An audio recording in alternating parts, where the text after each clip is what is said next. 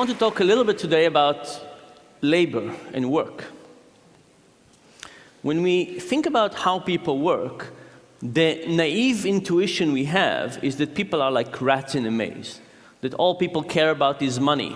And the moment we give people money, we can direct them to work one way, we can direct them to work another way. This is why we give bonuses to bankers and pay in all kinds of ways. And we really have this incredibly simplistic view of why people work and what the labor market looks like. At the same time, if you think about it, there's all kinds of strange behaviors in the world around us. Think about something like mountaineering and mountain climbing. If you read books of people who climb mountains, difficult mountains, do you think that those books are full of moments of joy and happiness? No, they're full of misery. In fact, it's all about frostbites and difficulty to walk and difficulty of breathing, cold, challenging circumstances. And if people were just trying to be happy, the moment they would get to the top, they would say, "This was a terrible mistake, I'll never do it again." Instead, let me sit on a beach somewhere drinking mojitos. But instead, people go down, and after they recover, they go up again. And if you think about mountain climbing as an example, it suggests all kinds of things. It suggests that we care about reaching the end, a peak. It suggests that we care about the fight, about the challenge. It suggests that there's all kinds of other things that motivate us to work or behave in all kinds of ways. And for me personally, I started thinking about this after a student came to visit me. This was a student that was one of my students a few years earlier, and he came one day back to campus, and he told me the following story. He said that for more than 2 weeks, he was working on a PowerPoint presentation. He was working in a big bank, and this was in preparation for a merger and acquisition. And he was working very hard on this presentation. Graphs, tables, information. He stayed late at night every day. And the day before it was due, he sent his PowerPoint presentation to his boss, and his boss wrote him back and said, "Nice presentation, but the merger is canceled." And the guy was deeply depressed. Now, at the moment when he was working, he was actually quite happy. Every night he was enjoying his work, he was staying late, he was perfecting this PowerPoint presentation. But knowing that nobody would ever watch that made him quite depressed. So I started thinking about how do we experiment with this idea of the fruits of our labor. And to start with, we created a little experiment in which we gave people Legos, and we asked them to build Legos. And for some people, we gave them a Lego and we said, "Hey, would you like to build this Bionicle for $3? We'll pay you $3 for it." And people said yes, and they built this Lego.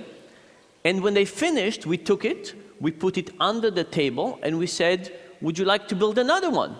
This time for $270. If they said yes, we gave them another one, and when they finished, we asked them, "Do you want to build another one for $240? $210, and so on, until at some point people said, "No more. It's not worth it for me." This was what we called the meaningful condition. People build one Bionicle after another. After they finished every one of them, we put them under the table, and we told them that at the end of the experiment, we will take all these Bionicles, we will unassemble them, we will put them back in the boxes, and we will use it for the next participant. There was another condition. This other condition was inspired by David, my student. And this other condition we called the Sisyphic condition.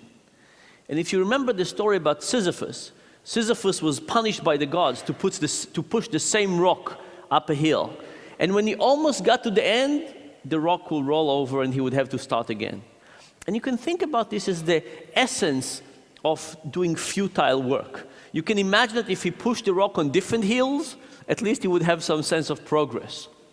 Also, if you look at prison movies, sometimes the way that the guards torture the prisoners is to get them to dig a hole, and when the prisoners finish, they ask them to fill the hole back up and then dig again. There's something about this cyclical version of doing something over and over and over that seems to be particularly demotivating. So in the second condition of this experiment, that's exactly what we did. We asked people, would you like to build one Bionicle for $3? And if they said yes, they build it. And then we asked them, do you want to build another one for $270? And if they said yes, we gave them a new one. And as they were building it, we took apart the one that they just finished. And when they finished that, we said, would you like to build another one? This time for 30 cents less. And if they said yes, we gave them the one that they built and we broke. So this was an endless cycle of them building and we destroying in front of their eyes. Now, what happens when you compare these two conditions? The first thing that happened was that people built many more Bionicles. They built 11 versus 7 in the meaningful condition versus the Sisyphus condition. And by the way, we should point out that this was not big meaning. People were not curing cancer or building bridges. People were building Bionicles for a few cents. And not only that, everybody knew that the Bionicles would be destroyed sooner, quite soon, right? So there was not a real opportunity for big meaning, but even the small meaning made a difference. Now, we had another version of this experiment. In this other version of the experiment, we didn't put people in this situation. We just described to them the situation, much I'm describing to you now, and we asked them to predict what the result would be. What happened? People predicted the right direction, but not the right magnitude. People who were just given the description of the experiment said that in the meaningful condition, people would probably build one more Bionicle. So people understand that meaning is important, they just don't understand the magnitude of the importance, the extent to which it's important. There was one other piece of data we looked at. If you think about it, there are some people who love Legos and some people who don't. And you would speculate that the people who love Lego will build more Legos even for less money, because after all, they get more internal joy from it.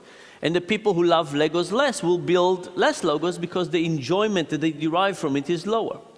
And that's actually what we found in a meaningful condition. There was a very nice correlation between love of Lego and the amount of Legos people built. What happened in the Sisyphic condition? In that condition, the correlation was zero.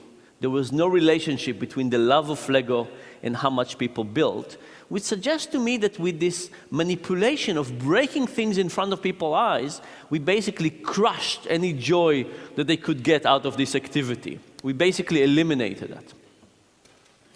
Soon after I finished running this experiment, I went to talk to a big software company in Seattle. Can't tell you who they were, but they were a big company in Seattle.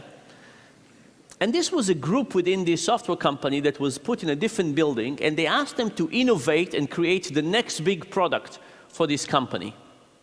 And a week before I showed up, the CEO of this big software company went to that group, 200 engineers, and canceled the project.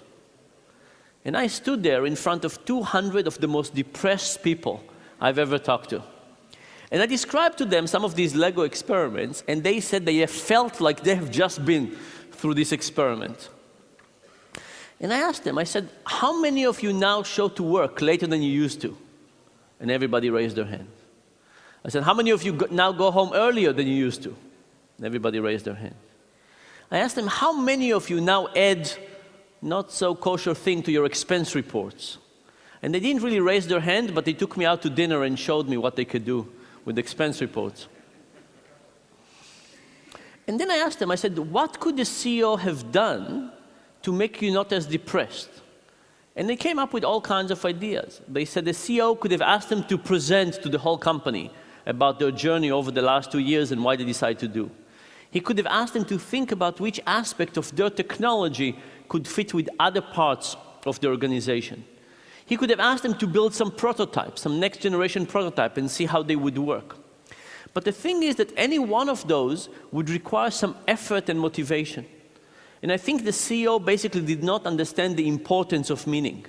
If the CEO, just like our participants, thought that the essence of meaning is unimportant, then he would care.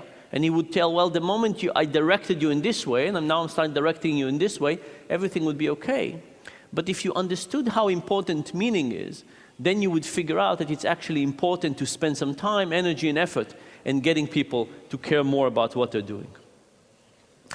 The next experiment was slightly different. We took a sheet of paper with random letters, and we asked people to find pairs of letters that were identical next to each other. That was the task. And people did the first sheet, And then we asked them if they want to do the next sheet for a little bit less money, and the next sheet for a little bit less money, and so on and so forth. And we had 3 conditions. In the first condition, people wrote the name on the sheet, found all the pairs of letters, gave it to the experimenter. The experimenter would look at it, scan it from top to bottom, say, uh-huh, and put it on the pile next to them. In the second condition, people did not write their name on it. The experiment looked at it, took the sheet of paper, did not look at it, did not scan it, and simply put it on a pile of pages, right? So you take a piece, you just put it on the side.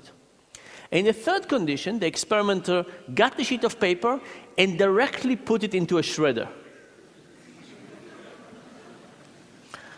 What happened in those 3 conditions? In this plot, I'm showing you at what pay rate people stopped. So low numbers means that people worked harder, they worked for much longer. In the acknowledged condition, people worked all the way down to 15 cents. At 15 cents per page, they basically stopped this effort. In the shredder condition, it was twice as much, 30 cents per sheet. And this is basically the results we had before. You shred people's effort, output, you get them not to be as happy with what they're doing.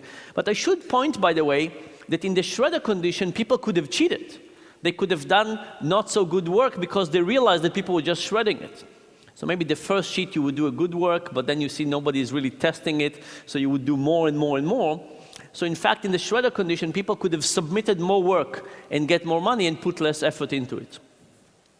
But what about the ignored condition? Would the ignored condition be more like the acknowledge or more like the shredder or somewhere in the middle? It turns out it was almost like the shredder. Now, there's good news and bad news here. The bad news is that ignoring the performance of people is almost as bad as shredding their effort in front of their eyes. Ignoring gets you a whole way out there.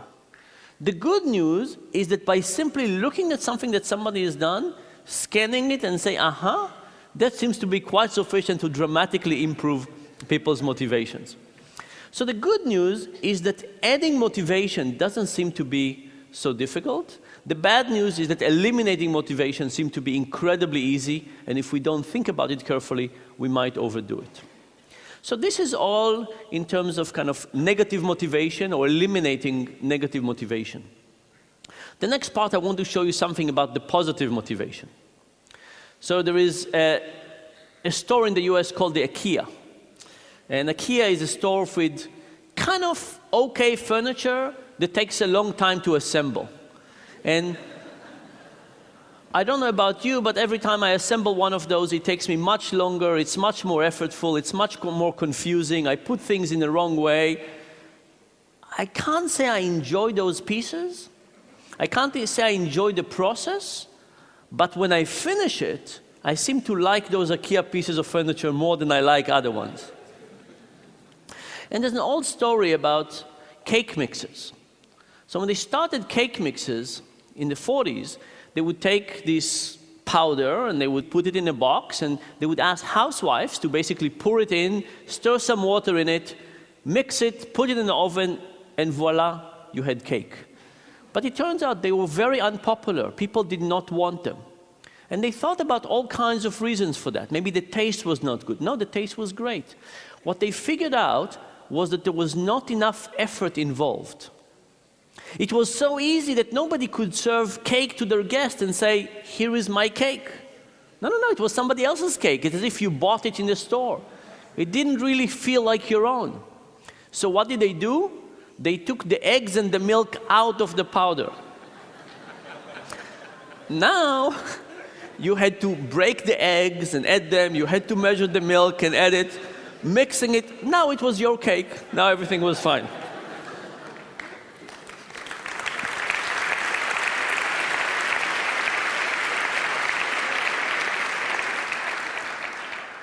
Now, I think a little bit like the IKEA effect, by getting people to work harder, they actually got them to love what they're doing to a higher degree. So how do we look at this question experimentally? We asked people to build some origami. We gave them instructions to how to create origami, and we gave them a sheet of paper. And these were all novices, and they built something that was really quite ugly. Nothing like a frog or a crane. But then we told them, we said, look, this origami really belongs to us. You worked for us, but I'll tell you what, we'll sell it to you. How much do you want to pay for it? And we measured how much they were willing to pay for it. And we had two types of people. We had the people who built it, and we had the people who did not build it and just looked at it as external observers.